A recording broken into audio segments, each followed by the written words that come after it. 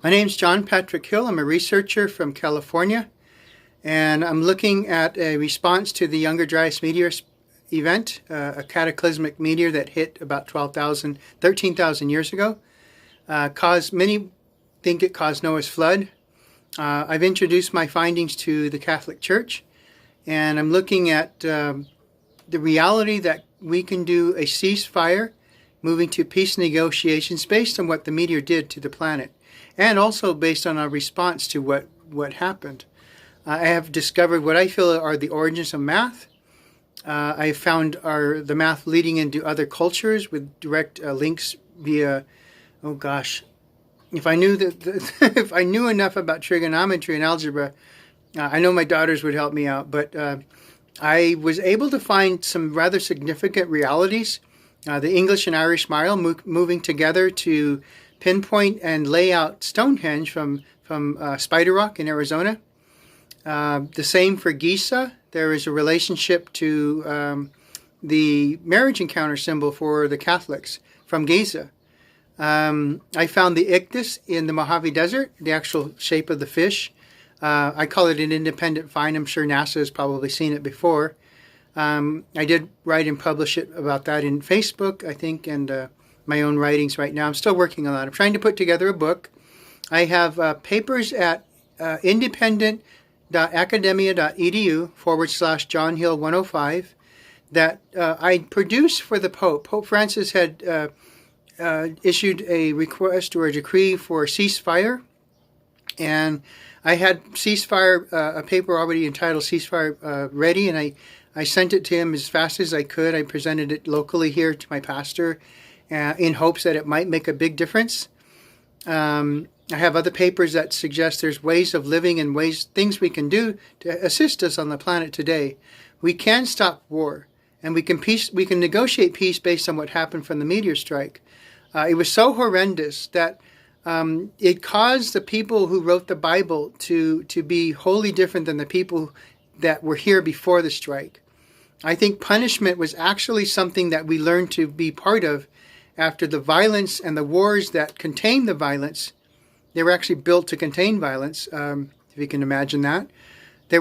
Punishment was so readily accepted because of the effects that the meteor had. You had to stop people from doing harm. If it was your child, it was easier just to slap them or yell at them to stop them from doing something that might get you killed that day. And it just kept living into our society today. In fact, all the harms that were coming from these past worlds are still trying to hold on today. But right now, we're starting to get on the top of it. We're starting to get where we can say, no, that's not what I want to do. We just had a massive breach in our reality, our peaceful reality here in the United States. I voted for Ms. Clinton, but Mr. Trump's the reality of being able to work with someone who is being honest about coming from having friends with the KKK, and with that whole reality, the White Nationalist Party, is the fact that you can actually say, if I'm going to make peace with somebody, it's going to be someone who's supposed to be my enemy. Because making peace with your friends is like, what kind of work is that? It makes more sense, and it's much stronger if we can make peace with each other in the old North and South War, the Civil War. If the American government can make peace with the American Indian, if the old South can make peace with the African American, and the same with Mexican Americans and any social group, the Asian Americans, all the South Americans, anybody from anywhere, if we can make peace with each other, our world could finally get back to the state that our ancient world of Eden was. This is what I found that relates to my church, and I did submit my work to the church for consideration. If you go back to the Garden of Eden, imagine we're in the Garden of Eden and we're doing well, and the story says we were expelled when we took from the tree of life and we ate the fruits of the garden. What I see is that there were 3 meteor strikes 52, 50, and 49,000 years ago. One in India, one in China, and one in the United States. And there's work with India and China that I would love to introduce and see happen, because I've got some mathematics that would be very astounding, and they need people in India and China to work together. What I see is that we got hit in 52 and we got scared, but we went to the aid of the people in India and took care of them. But we were still scared, you know. In China, 50,000 years ago, 2,000 years later, there was another strike, and we were really scared. And we're there, not as many people, but we're there and we're taking care of everything. But we're like, this isn't right anymore, and I don't like it. When Behringer finally hits 1,000 years later, everybody just breaks. And, you know, there might have been people, a lot of people that came to help, but it wasn't like before, and it was very, very hard. And everyone's thinking, what are we going to do about this? How do we stop these meteors? That's what I say broke the Garden of Eden. And what we did was, yes, we committed crime. We also stopped gardening, and we went to taking the garden and eating and consuming the garden instead of nurturing the garden. And that's when we started to lose ecosystems and lives.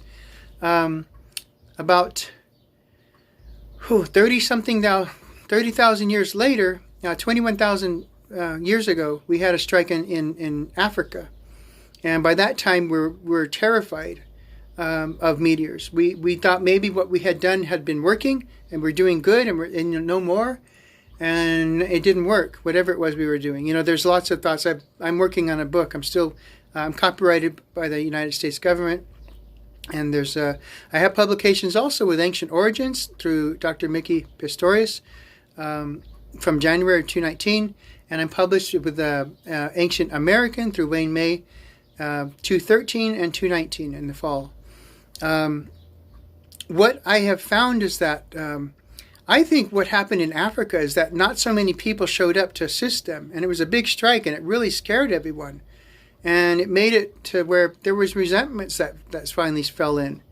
And could have been where things got rough between African Americans and other people. Possibly. Just a thought. When the meteor strike for the Younger Dryas finally came through, and it was multiple strikes, that's when the world just turned to hell. The word probably rose from there somehow. You know, fire from the sky and hit and just wiped us out. What I hope to prove is that, or what I'm wanting to show actually, it doesn't take a lot. There are other researchers, Hancock, Carlson, Kennett, Becker, O'Dale, Zamora, and many, many others who have produced a mountain of evidence talking about what the floods did and how it caused harm in our lives. My work has been more, I discovered that Easter Island was south of Spider Rock.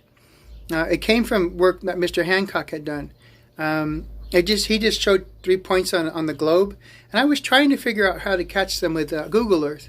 And I couldn't figure it out. And I was sitting there on Easter Island, and I said, I'm going to try going north. I heard that there was a tribe, the Anasazi, in the southwest, and it looked, kind of like that. So I'm going to try going north. And I went there, and it ran right over the top of Spider Rock. Little flags popped up on Google Earth. And I was like, wow, that's like pinpoint. That's like, you don't get any more accurate. And it's, north and south, too. It was running right along with the grid of the Earth. And then when it kept going, it ran right through the poles. So it was like perfect, like the ancient prime meridian, must have been here or something. What I was thinking was wow, amazing. Well, my work later developed to find the origins of the Mayan calendar. I found the layout of Stonehenge. I was seeing connections to Giza and Angkor Wat. There was a man named Carl Monk, a researcher from many years ago, who I could associate with my mathematics to Quiquilco, Newark Circle, and Gossec Circle in Germany. And the list must just go on. Like I said, in India and in China, I'd like to do more explorations. There was a ton of math involved, and the origins are showing. I'm showing even the way I think that the 360-degree circle was conceived and laid out. There's mathematics showing that. And all of this is telling me that the ancient people were working to produce not only restoration for the planet, but a way to shield the Earth in time. And their work is actually what can actually help computing. I'd like to talk to people in computing about what can be done with this. It should streamline things. It should bridge gaps between your sense of reality and what can happen in your computing systems. And for NASA and any other space agency, it should allow you even greater complexity and ease when you move to working with shielding the planet. What I see is that we can use towers as signal senders and satellites as receivers that produce an enhancement. If we get the tone or the frequency the planet sends to create the magnetosphere, no matter if it's multiple frequencies or not, we should be able to send those to satellite systems and then turn up the volume and enhance. And that should be able to allow us to stop solar flares. We do the same thing with the magnetic field, only we're looking to create small places. And if we use the triangulation that's available on the planet with some of the finds I have, we should be able to create places and pathways that allow us to move nodes around in the magnetic field that allow, when a meteor is coming, to actually send a signal out to grab onto it, to enhance that field in a way, a laser beam in a sense, and pull something in or push it out if it's just way too big. We could even go into cutting it up and pulling it apart and bringing it down. If it's set speed. Once we get into space and are looking at craft moving, then we start talking about being able to cut things down. But we should be able to send a frequency or a wave that can actually just work right through and cut up a meteor, and then work at bringing it down and setting it in places where we want it to be so we could work on it. So very possible. You've seen that video. I think there's a video out that talks about the various sizes. I think they show New York City, and then it gets bigger and bigger, and this is the biggest one. And it's almost like as big as you can see it's on the planet that's that big. And even something like that, I think we could work on. So amazing world, amazing times, and this is what I have, and I'm hoping to introduce. My cousin is a city council with the city of Los Angeles. A lot of work there that he's been doing. We have, if we can actually create a really cooperative effort here between the desert and Los Angeles, we can work on our rivers. The Mojave River is going dry, according to the Mojave Water Agency. Senior hydrogeologist Tony Winkle has said that in 50 years, and this was 2 or 3 years ago, we're going to be running out of water, and we will be out of water. No, it's just gone. That's if we don't do anything. Now, if we do a ceasefire and we make present boundaries our negotiation goal, and we get to peace, because we're saying that it's not your fault, it's not my fault, although we're fighting, what the root of our fighting is not a bad thing that happened, it's between people, it's this cataclysm, and it's what caused everything. So then you can say, wow, you're right, hey. And if we go back and say, Eden, we weren't bad people who got forced out, it was meteor strikes, and we go to Noah's flood and say the same thing, that punishment is actually a condition of these very bad times, people punishing their children immediately to make sure they're safe. The same thing gets written into the Bible to say God punished us because we were bad. It actually can be that God warned us on every occasion, saying, look out, the meteor's coming. The Holy Spirit went out, and for Catholics, the Holy Spirit went out and warned everyone. And Noah built the ship. Many others, there's probably many other stories of people surviving, wonderful journeys. I think some of the movies are actually based on this whole reality. That's where, there's these, these great memories and these great stories that we see in film. I think they're all from this reality. They're real, they're honest, and they're true. And these are ancient lives that are possibly extinct now. And we might not ever see them again, but they were once here, all the Fey lives and Elven lives, all the fairies, the big, giants that people talk about. Astral beings may have lived here more abundantly at some time, in Eden's past possibly. And we probably traveled more with them, or in some way maybe even in our own. And we lost that because of the strikes themselves. Very possible. I'm still working on my own. I'm sure others are looking at it as well. But this is information that I just found in recent times, and I'm introducing it now this way. What I'm hoping to do is get this to the government and give us a chance to stop the violence today. When you look at our past in this violent field world of the Younger Dryas strike, there were white people or European people that were taken slaves. Asians, African Americans, Indians, Australians, South Americans, Native Americans, all people were taken slaves in one world or not. And what happened was the United States caught it right when it was Africans being taken by Europeans here in the United States. If we can forgive ourselves that it was in the past, it was one person after another, this one, that one, that one, this one, this, constantly you this, me that. If we can give it that it stopped here and that we did good by stopping it, and we can forgive the people that did it this time, we would be forgiving the people that may have done it in the past in other people's lives. And we can get to a conversation where we say, you know what? I hurt you and you hurt me. That's enough.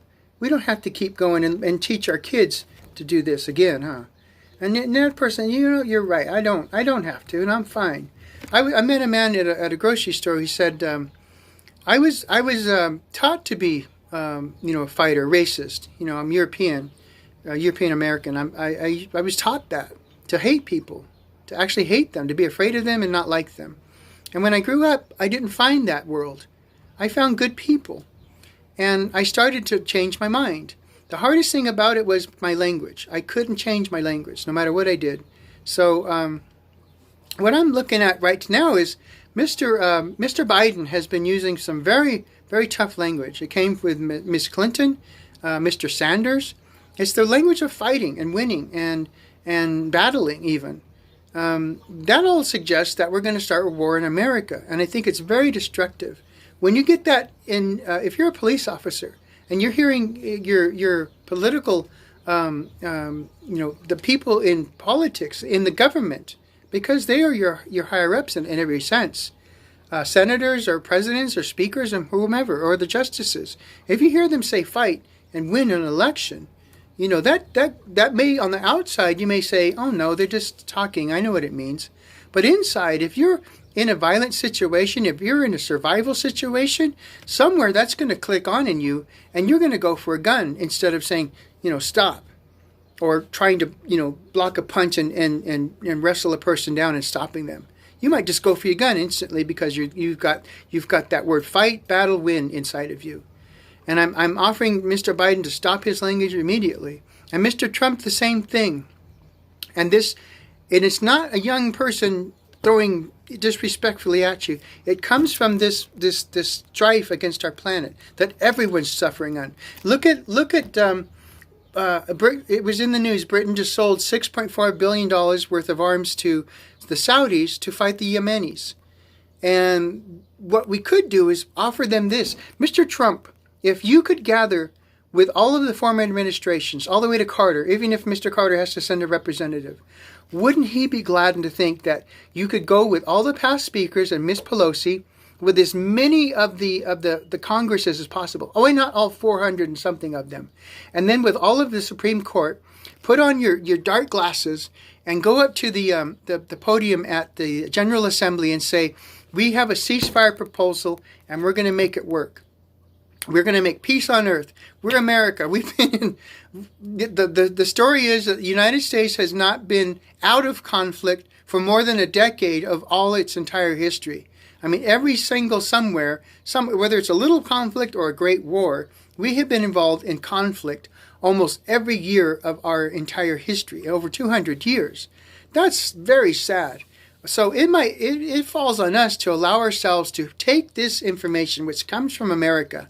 This comes from the Tejon Pass. There's a line from Tejon Pass that goes to Beringer. And then from Beringer, it goes up to Spider Rock. That goes all the way to Easter Island, over to Isla San Felix, back up. And then if you go back to the crater, it goes over to Heavener's Runestone. And then that goes out to the Gulf Coast. And it's a system that allowed people to make geometry all over the planet. And you can see things. At Easter Island, there is a diagonal line that goes all the way around, and it touches on an Ashoka pillar in India. I picked that up from Giorgio Sokelis. He was watching Ancient Aliens one day. He was on Ancient Aliens. I was watching. He was on it. And that's the only thing I heard. Antipodal to Easter Island is an Ashoka pillar. I went to the library. I looked it up. I spelled Ashoka with an R at the end and got the spelling wrong. And it showed this one pillar. Well, I went to draw the lines around it, and I noticed, I had been drawing lines already. I just continued it, and it made one complete circle, a perfect circle. And I even found proofs of it, of the Moai line on the island itself.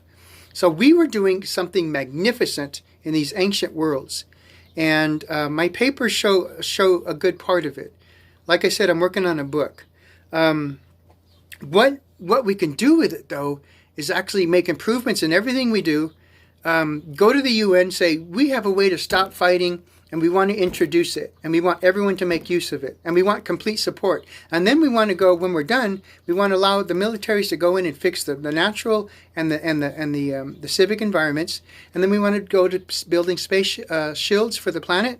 And then all the oil-producing companies, we're going to be going to alternative energies here soon for transportation, but the plastics in space, I mean, I think their helmet is something of plastic. I mean, there are plastics that survive in space. Why can't they produce plastics? The oil-producing companies, countries, produce it and make plastics to build space cities. If we stay off the planets in our solar system, they can remain gorgeously beautiful, succinctly peaceful, pristine planets that will create health for our solar system. As soon as the Earth begins to get healthy again, because right now we're cutting down our forests so heavily that I think we're inviting heat off of the sun, and it's starting to wick. That's why we're getting problems. I was hit by a solar radiation in 2017, and that's part of why I think that we were not punished by God, but warned. There was a cloud. It looked like a shape of a kite. I was going, what if that's a shield or something? And it made me think. And there's more to the story, but it made me think that if we can see if this happening, I had a very astounding supernatural epiphany. It was like the natural world began talking to me. I was seeing such amazing sights, and this was one gift that I had, and it made me think that I was being told that we need to shield. And I think that's what happened in Noah's time. He was actually warned that this was happening, not punished. He wasn't saying we're punishing everybody. He was like, you go, and it's like everybody go. And the same thing in Eden. So we need to take these signs, these signals, these prompts from who for me is God, for the atheist or the people that follow just the cosmos is like that's like the same way my language is. These are signs from the cosmos that we need to get going and really do our work. And my mathematics is astounding. I'm not a mathematician. I enjoy, when I do this work, I love math. When I'm having to do it on my own, I don't really go too far. And my daughters, like I said, I think my daughters enjoy math. And I'm praying. I was hit with lead poison. This also is an interesting perspective. I was hit with lead in 85. My first oil painting class, and I'm ready to start school, and I had spent 2 years at my JC. I get into school, I'm taking my class, and I get sick, and I lost everything. I lost everything that would have made me a good student. And I quit painting, went into art history. I met my wife, we got married, and I started painting again, and it destroyed us. And I lost my wife and daughters. And to my wife, I pray you'll give me a second chance. I don't want to break down and cry here, but it was so hard to survive that it gives you a sense of what it was like to have a meteor hit the planet and you try to survive. You're like in a cloud. There are some sort of memories of what life used to be, and then but you're here and you don't have any memories. You're having to live with what's right in front of you, and you don't get a chance to remember what it was like because there's no way to do it so. And so to move forward, I'm praying that, there's a nephew of ours who's in the Marines, and I'm praying that we can get the ceasefire down before he ever has a chance to go to Afghanistan. I'm praying for Mexico. Mr. Trump, I think the fence was put up because there was 30,000 deaths in Mexico in 2019, and I think you were worried that they might try to just run the country. I mean, just run over the border and establish position here, and all kinds of crime would break out. I think that's why you did it. It didn't take into a lot of, there was a lot of places that were just being ran right over, and some cultural realities were crossed. And I think what we could do now that it's settled down and the ceasefire we could do this, is go instead into Mexico and invest. Let the Chamber of Commerce almost run it to the point where Is there anybody with an invention or something that we can go into Mexico and allow them everything about it, and you get manufacturing rights? I mean, you get money for manufacturing rights. Let it be their company, their land, their property, their materials, their building, their employees, everything. They own everything. All they have is manufacturing rights, and they have to renew, as in a good way, every 20 years or something. But we make good money, and you can just do that everywhere on the planet.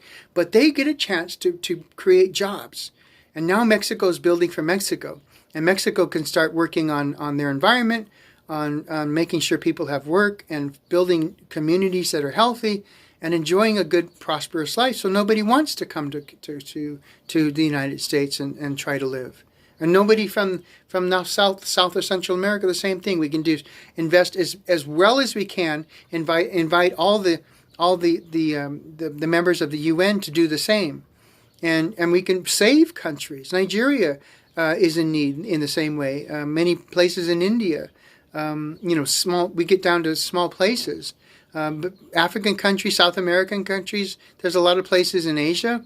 Even in the United States, there's particular places in the United States that need that same kind of work, and we can do the same thing. And we can improve the environment with the military. I was thinking if we make the ceasefire, we make the peace, we bring the military back, they work on the environment and the natural and the civic world. The homeless person who was in the news most recently, all the camps and everything, they can be invited to work as well, along with the military. They don't do it the military does. They're not there to run 100 miles a day and lift 500 pounds and walk up and down mountains all day long. But what they can do is they can get screened through hair and blood analysis for toxins and deficiencies, and get healthy that way, get treated for any ailments they have, be given training to understand what they need to do there, language skills enough possibly so that they don't get any trouble, on the job with, just talking to whomever might be in charge, and with people around them. And then they get good food, and they get their identity back, maybe a license or just at least an identity, an ID card, that allows them to function when they get out. And when they get out, they get put into programs where they learn to re-enter society. Now they're healthy. They have a couple good years of work under them.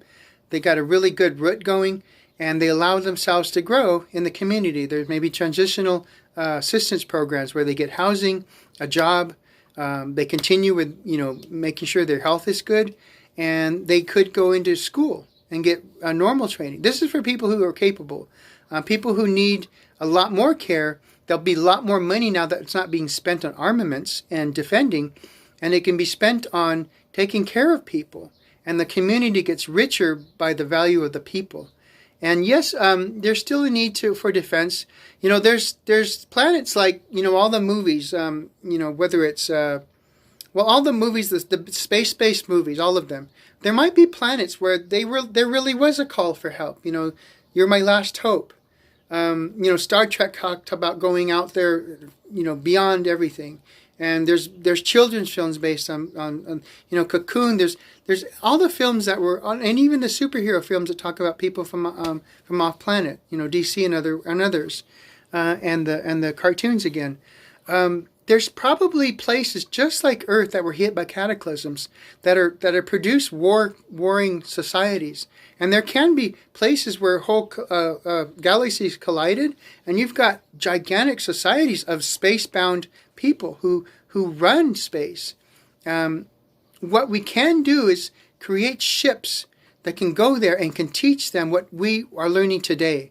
What the other researchers are probably somehow speaking about already, or at least they're providing information that makes it possible to do.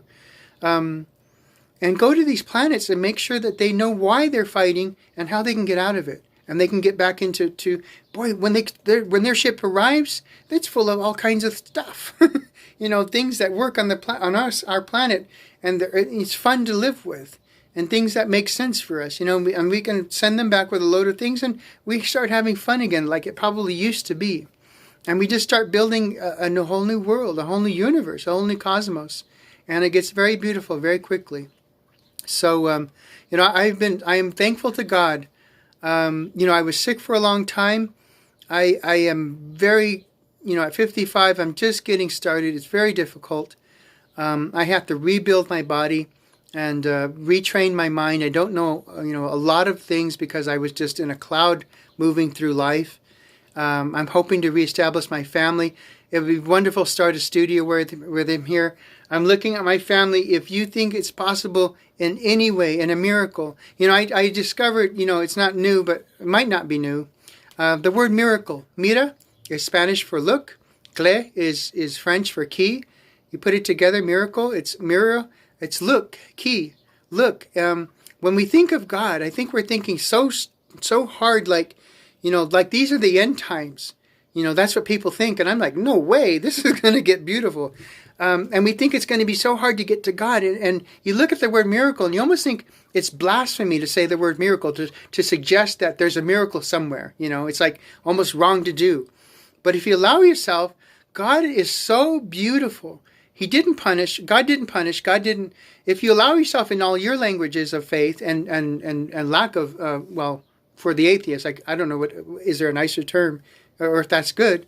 But if you allow yourself to say God is giving to us all the time in beautiful ways, if you say, look, key, it means like, look, you have exactly what you need. There's a key right there.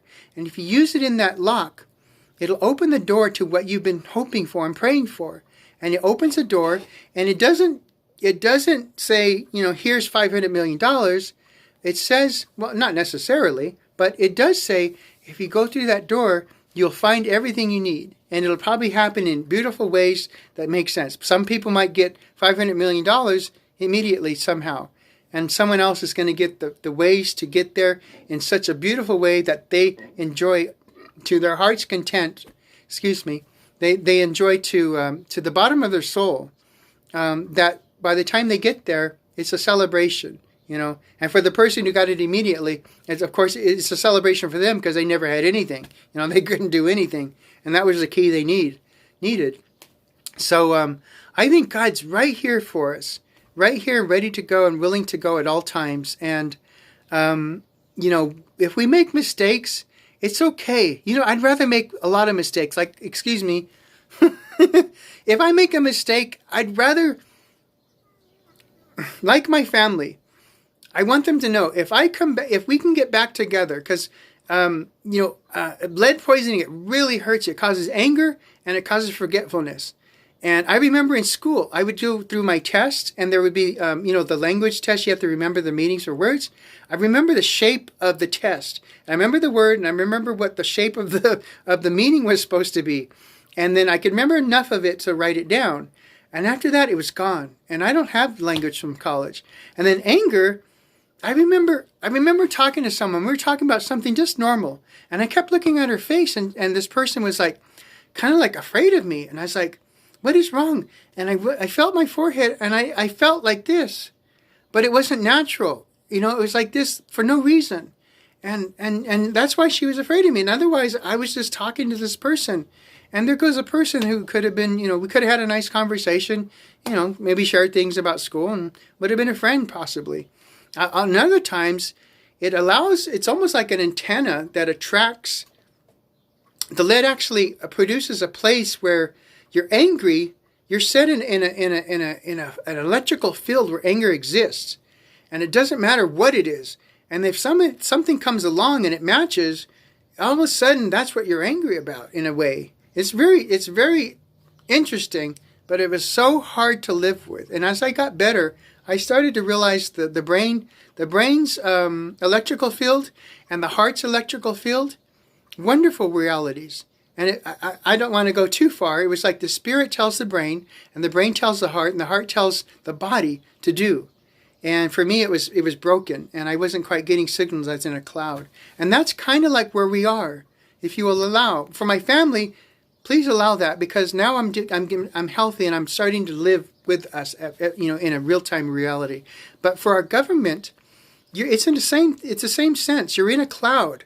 You don't know why you're fighting, and now you do, and you get to be free of it. You don't know why you get angry at those people, why they do the same thing, why they keep going back. And now you understand why it is, because there's never any answer. With the Bible, with the gift of the Bible being that there really wasn't possibly no punishment. That's what I feel. There wasn't. And we weren't bad people trying to get back in, which is also what I feel. And there's no reason to go to the vision of St. John where the Armageddon, all the vast wars, and there's no reason to go there. That's like the warning. That's another warning. He's like, don't go there. And go instead to what God gave us in our free will. If our will is of God and we're living our free will of God's will, then we can choose what's good for us. And what's wrong with going to a planet that's full of great and bountiful ecosystems, where food actually gets down to where it could actually be free in time? You know, what about that one? Where we're actually growing foods in such abundance and such variety. And I sent this to my friend Billy. I said, Billy, what if we planted, and I'm sure it's an old thought, and it probably comes from ancient realities, but what if we planted in ways that natural oils and natural fragrances filled the air, and they did not allow the coronavirus to survive? You know, even if it was coughed by someone, it would get into the air and it would die because there's such abundance of beauty in the air, in the atmosphere itself, based on what's growing in our gardens. And we grow it in a very, very natural and studied way. You know, we don't just raise great fields of medicinal plants and hope everything goes. You know, we allow it to grow naturally in a very checked sense of growth, so that it has an abundance to mix with other plants and other realities, and you get a full forest. You know, you don't just want to plant a bunch of trees and walk away saying you have a forest. You want to plant small plants and small shrubs and small bushes and small ferns and flowers and everything else, mushrooms and everything else that could possibly grow, so that you have a whole rich environment. And if we do it that way, we can actually produce an environment, a biosphere that stops influenza, that stops our fears of what's going on with in the north with the tundra melting, and it stops the coronavirus. Very possible. And Buffalo Sage, that's my friend's site. Very possible that we could move ahead and do very well. So I offer this to the people who are marching, hoping to stop the violence against all people from the police. But I'm also supporting the police because there's been killings of police officers. Nobody deserves that, ever. No one deserves to die for punishment for crime, ever. You know, and we really need to work on washing crime out of our lives altogether. And we can do it.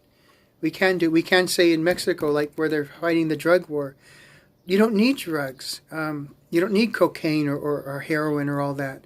When the money should go to producing a beautiful life. And Mexico doesn't have a huge army. They have a beautiful world. And if the people that are having the great armies can use their money to invest in other countries as heavily as they've ever spent on a bullet or a missile, they will find themselves with such joy in their heart, seeing beautiful people getting a chance to live the beautiful lives they know how to live. If we can provide all the countries that are poverty-stricken with ways to be themselves, you know, if you give them a way to be themselves, and with enough, and work with them just in enough guidance that they do it themselves. If they need leading, like they don't know what they're doing, then let it be, prosperous, beautiful, of Eden, of the ancient Eden, of India, of China, Australia, the whole Eden of Russia, Northern Europe, the Mediterranean countries.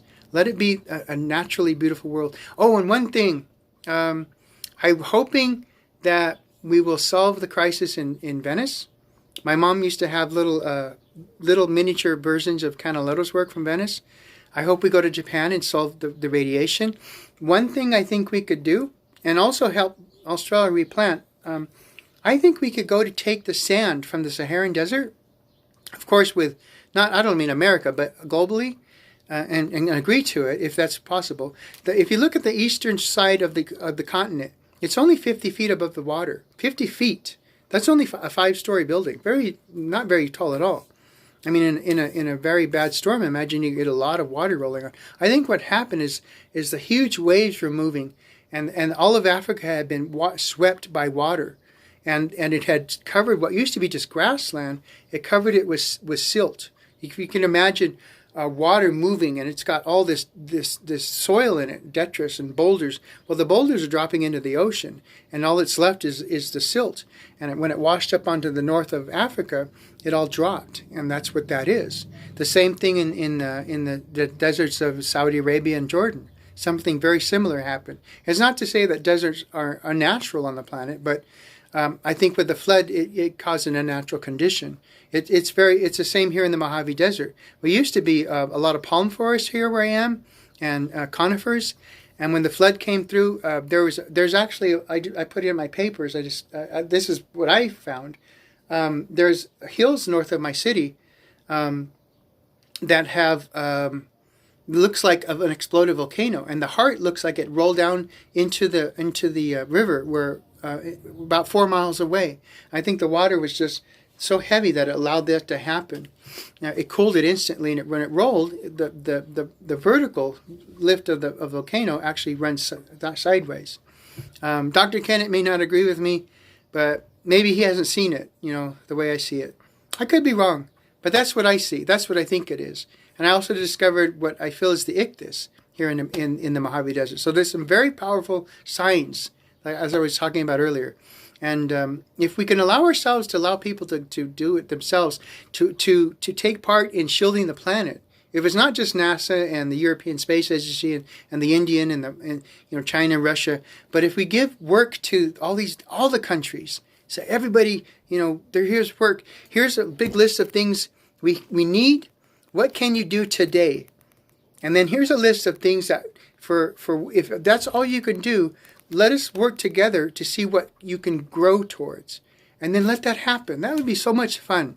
So there's a lot to say, but right now I just want to get this to the public and let it be seen, so that our government can see it, and we can stop the words of fighting, and on both sides, on every side, so that we're not thinking about just one group of people who have been hurt. And not remembering what's happened in the past, so that they can get out of it. How many times have we been in riots? So with every step we take, we want to make it something towards beauty, not towards an end. I like to think if Christ came back and I was fighting a war and I was saying, I'm on the right side, God, judge me now, I'm ready to go, I would be in the wrong world. I want to come back. I want to see Christ. And I made an amazingly beautiful planet, and we got cities in space, and we let the other planets be pristine and untouched realities, and it's gorgeous, and we're talking to other civilizations and other planets, and we feel so good and beautiful. And then there's Christ, and then I want to say, okay, how am I doing? Holy God, how am I doing? That's the world I want to go to. So hopefully that gives someone a chance to understand what I'm saying and make some sense out of where I'm going. If it didn't make full sense. I'm not against the KKK. I'm not against the Brown Beret. I'm not against AIM. I'm not against the Black Panthers. I'm not against Asian, the similarity in Asians and in any group. I'm for us to be able to solve the old fear and to move into a new world of peace. So with that, I say, I hope everything goes well and beautiful in your life, and may you always be blessed.